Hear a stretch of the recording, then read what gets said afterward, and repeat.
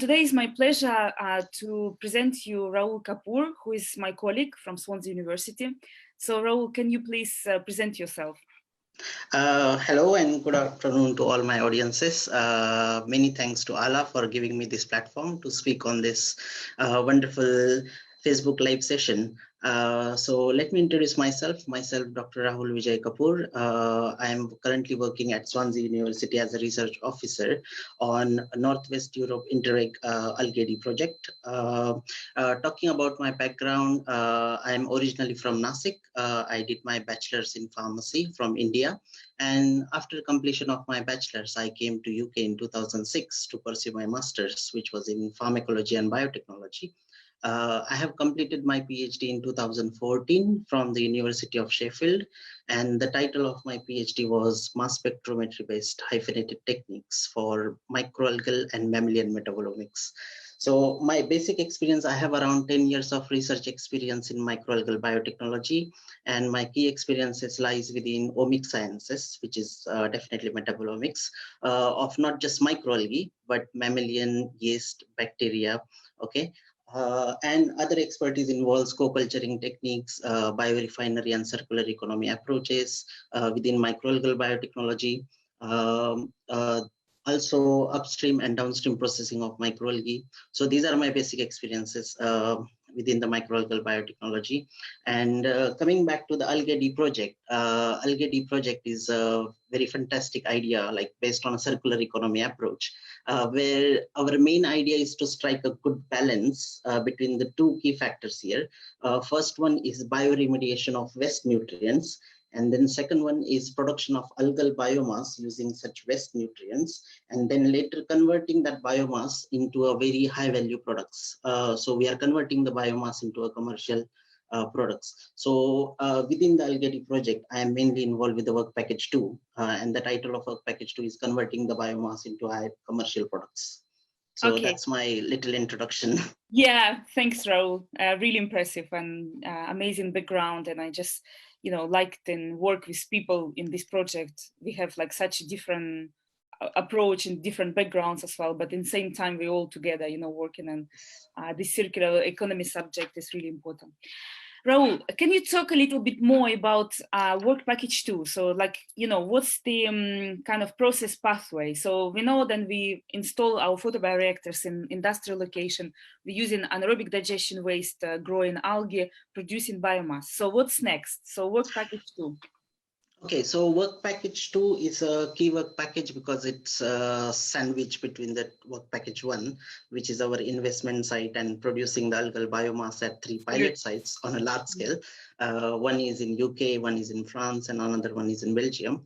And then work package 2, which I will describe in a minute. But work package 3 is then scenario tools, where all the information regarding the costing, the technology is being gathered, and then they will work on the LC and TA analysis or use the tools.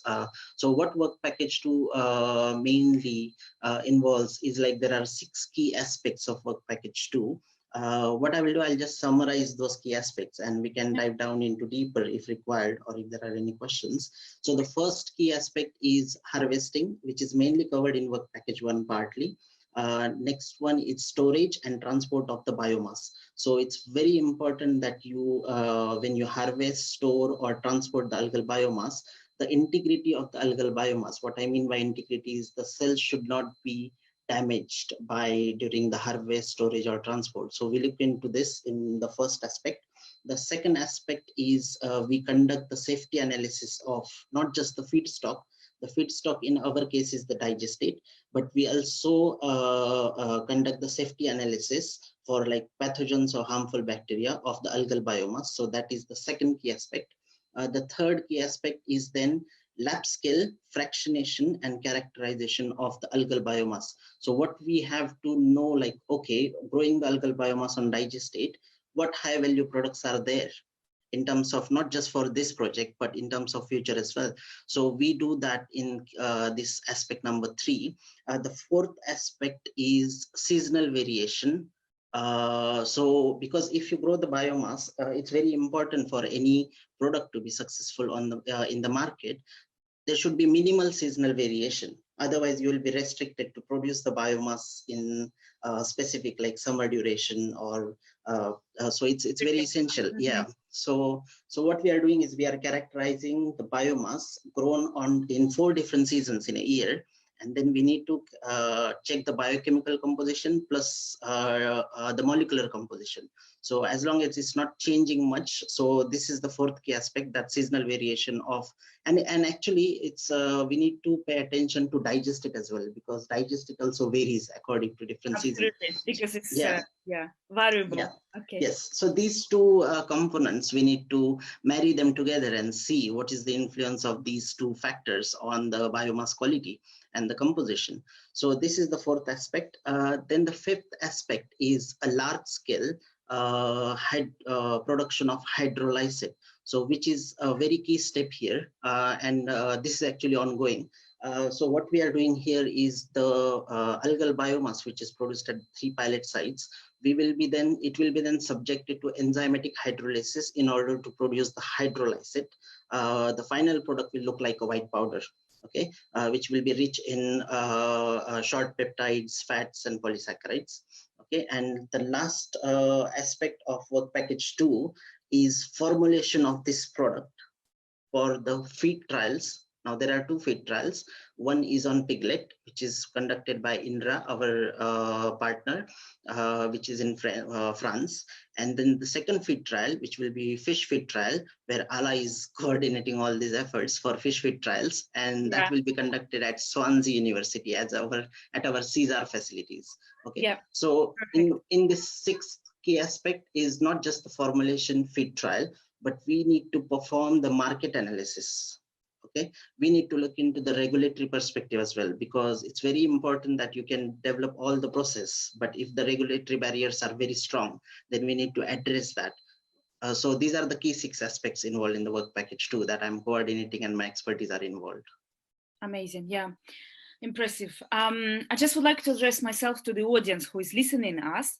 If you have any question, please put this question in the comment box, and Rahul will reply.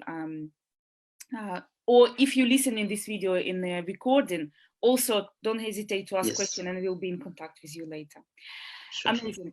Rahul, thank you. It's quite, challenging work, I can imagine. And, just we can see the, but can you tell us what was achieved so far? Right. Okay. Yeah. So within this 6 key aspects that I mentioned about, so the first aspect is harvesting, storage, and transportation. So for the harvesting part, even in the work package 1, it's been identified that the membrane filtration technology is the best one. And Swansea University have done a tremendous amount of excellent work in the past as well to identify that. And so we are working with membranology for this one. So that the first main aspect is mostly covered. The storage and transportation criteria is also identified, and and the biomass is already being shipped for hydrolyzation part. For the second aspect, which I mentioned, is about safety analysis. So we are conducting 2 safety analysis here. The first safety analysis results are very good, which was conducted earlier this year. And the second safety analysis is underway at the moment. So biomass is just shipped like this week to our French partner. So what we are doing is the digestate and the algal biomass filtered and non-filtered. Okay, both digestate and algal biomass will be characterized for any pathogens or harmful bacteria such as Salmonella or Listeria, Campylobacter. Okay, and we haven't seen any, because our feedstock is digestate, which is a waste. Okay, so we need to be careful in order to there shouldn't be any harmful bacteria or pathogens present in the final product. So the second key aspect is nearly coming to a completion with very fantastic results. So we are very happy about it. The third is fractionation and characterization of algal biomass. So these 3 aspects are pretty much done. They are nearly to the completion. In fractionation and characterization, the interesting finding so far that we have, that I would like to share with you, is the biomass grown on digestate is very rich in proteins compared to biomass grown on any synthetic media, for example, F2 media. Okay, for example, just to give you the numbers, for example, the spirulina, which is commercial product like available in the market, contains around 66 of proteins and 16% of carbohydrates. Now, when we grow, for example, chlorella on a synthetic medium, we get around 55% proteins. But the same chlorella grown under similar condition on a digestate, we have 75 to 80% of proteins. Wow. So jumping from from 55 to 75 to 80% is a huge improvement in terms of accumulation of proteins. Now, my expertise definitely comes into play where we need to know the science behind it, how the hell they are doing it, because we need to know like how they are taking up the digestate and how they are improving the nitrogen containing metabolites. So that will be answered with the omic sciences like metabolomics. So that is a part. So we are characterizing the biomass for metabolomics, and the results will be available by end of this year. In addition to that, we are characterizing the biomass for peptides. So we are mainly focusing here on bioactive peptides. Now, peptides which are have like molecular weight of around 450 to around 1,300 Daltons, like low molecular weight, these are the only peptides which have bioactivity. Okay, and we are specifically targeting that. So when we're going to send the biomass for production of hydrolysate, we will be mainly looking into hydrolysate. Now, hydrolysate contains short peptides. Now that can be oligopeptides or polypeptides. Plus, it will contain some amount of fat, some amount of carbs. Now, these carbs, if there are any sulfated polysaccharides, they will be fantastic because they act as an immunomodulant. Okay, and the short peptides will have a lot of therapeutic properties. So if our biomass is subjected for animal feed as it in this project, they will have a lot of therapeutic effects for the animals and for the piglets and the fish. There are other opportunities as well, like it can end up in cosmeceutical industries or pharmaceutical industries, but that is our long-term goals. For the short term, we are focusing mainly on the animal feed. So these are the results we have so far. We do biochemical composition analysis using our in-house methods, where we analyze total proteins, total carbs, total pigments using spectroscopic methods and the FTIR methods. But we have a well suite of analytical tools for molecular analysis as well, where we use like fatty acid analysis using GCFID, amino acids and metabolic profiles using GCMS. We have HPLC for pigment analysis. So this analytical suite is very essential when you, because all at the end of the day, like everything lies around like, okay, what you have in the product and how it compares with the market. So these are the things which are covered so far. Okay, yeah, and like, thank you for explaining in detail so much. It's just important, especially, just like we're still developing algal biotechnology. In aspect of cultivation, is main focus is there, but just the other part is also equally important. Equally important. We don't have enough time usually on the project, just to focus on it. But well done, Rahul. So tell me, so what kind of challenges did you see during the work of the kind of just development of work package 2? So so far, if you browse on a net, like the microalgal projects, they are done onto a large scale as well, to a certain extent. But the approach that we are taking is integrating the circular economy approach. So definitely, when you use the waste to produce the algal biomass, the regulatory barrier is something that we need to look into. So NNFCC is a bioeconomy consultant. They have performed analysis on these regulatory aspects and produced a report. So we are hoping to publish that report by end of this year. That will give you a very brief idea and in-depth analysis as well, like, okay, what are the regulations there? Well, but it's linked to only European regulations at this point. Definitely country to country regulations vary. So that is another aspect that needs to be considered at a later stage. So that report, hopefully we will be able to publish it by end of, or available publicly by end of this year. So these are the barriers. Apart from that, enzymatic hydrolysis is not well tried on a large scale. On a lab scale, it's very easy to tailor your custom-made applications, but performing the enzymatic hydrolysis, you need to consider, you need to hire a bigger technical platform to perform this one, because we are talking about like smallest amount of biomass is 280 liter of wet algal paste containing around 10% of dry matter. So to deal with that, you need to consider a lot of parameters, such as what enzymes you're going to use, what is the concentration of enzymes you're going to use, what the pH, what is the pH required, what temperature will be optimum. So all these optimization to perform on a large scale is a challenge, and actually we are enjoying that challenge. Absolutely. Rahul, I have a question from Siva Subramanian. Yes. So combining three aspects, bioremediation, biomass production, and producing valuable product is very tricky. Bioremediation needs maintenance of minimum biomass density of robust adapted species of algae to achieve better treatment. Biomass production needs high amount of biomass to support the third phase, namely making valuable products, which is a challenge. As you have mentioned, seasonal variation of quality of biomass and changes due to the batch-wise variation in digestate quality, which make the process more challenging. Considering all of this, how do you look at this project? And is mainly focusing on bioremediation or biomass or product formation, and how valuable is economically based on your focus? Yeah, very, very tricky question. Yeah, but thanks, Siva, for this question.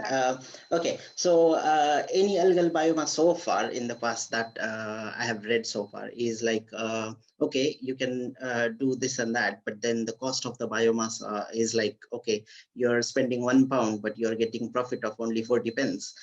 So that's not like, sustainable on a longer term. That's why we integrated circular economy approach. Now, someone needs to integrate and put this on a paper from using a scenario tools, like proper scenario tools. And that's why we have work package 3, where we're going to integrate all the cost involved, like, in work package 1, work package 2, production of this hydrolysate, and then what is the total cost incurred, and then we're going to compare it against available products in the markets. But what I see this is like there is some significant challenges in analytical side, that there are a lot of goodies lies within the algal biomass, but there are some limitations on analytical side that we cannot characterize them, we cannot detect them. So as long as they are not detected, nowadays, like in just last 10 years, there are very valuable compounds are being detected, which are of very high pharmaceutical or cosmeceutical applications or of importance. So as long as you don't take a bigger challenge integrating all this and trying to look into the high value products, we won't come to know. So someone needs to take this and then see. But whatever the results are, the pros and cons will be available publicly. So I think this will be a very important lesson. And I think that's all science is all about. It's like you do it and then you make it public, and then that will be beneficial for people to decide on what will be the future strategy. So I think I can't answer all because I missed most of the things, but I think there are several questions within your one question. Yeah, absolutely. Yeah, I think so. You covered it well. Okay, Rahul, so our kind of live discussion coming to the end. Can you just tell me what is your future plans? I mean, in development of work package 2, in your personal as well. So it would be nice to kind of touch on it as well. Yeah, actually, we have very fantastic team at Swansea University. So with the large scale, I don't think so. It's very brilliant efforts are there. So I would like to add more efforts from analytical point and then looking at the high value products. So I'm looking for developing the algal biomass for very high value products which are not explored or explored earlier, but then all the circular economy aspect was not there. So my next plan is to look into the different projects where I can tap my expertise into. Perfect. Okay. Okay, thank you very much, Rahul. I think it's you rock, he said. Yeah, I see where you like your answer, so it's good. Okay, thanks. So we touched kind of all questions what I would like to ask you. I don't know if you would like to add anything. Well, the subject is like, if I pick up on one, it's so deep, so many details, so much information is available. So I think if anyone have any questions regarding any specific aspects that I talked about, please feel free to get in touch, and I'm more than happy, or Ally is more than happy, or we as a team is more than happy to answer your all queries. Absolutely. Yeah. Thank you, Rahul. Thank you so much, guys. Yes. Thank you very much. And next week we'll again invite somebody to our live. So please see the advertisement and just see you soon. Thank you very much. Thank you. Bye. Bye. Bye-bye. Bye.